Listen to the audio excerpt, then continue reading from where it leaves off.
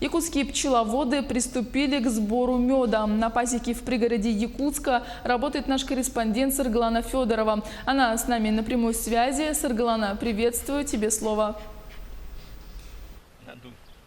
Приветствую, Юлия. Здесь у пчеловодов на пасеке 120 пчелиных семей элитной дальневосточной породы. Идет активный сбор меда. Пчелы собирают мед из тех медоносов, которые цветут рядом. Также они летают до 8 километров, чтобы достать мед. Медоносы, которые у нас растут, это кипрея, спирей и разные луговые цветы. Пчел разводит известный в Якутии пасечник Анатолий Гаевой. Он занимается этим делом уже 35 лет. И его уникальный мед известен и за пределами страны. Искусству пчеловодства он обучает всех желающих. На сегодня у него 12 учеников. И Анатолий нам рассказал, как идет сбор меда и как реализует получаемый продукт.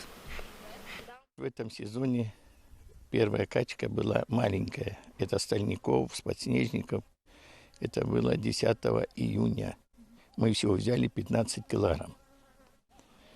И вот прошло 10 дней. Мы начали качать. Уже качаем 4-й день. Пчелы позаливали, потому что расцвел. Малина расцвела, донник, иван-чай, клевера зацвели. И фактически пчелы таскают. Я добавлю, что за один сезон пасечники добывают около 4 тонн меда. Помимо него получают и пчелиное молоко, прополис и другие пчелиные продукты. Юлия? Спасибо, Саргалана. Я напомню, на прямой связи со студией была наш корреспондент Саргалана Федорова.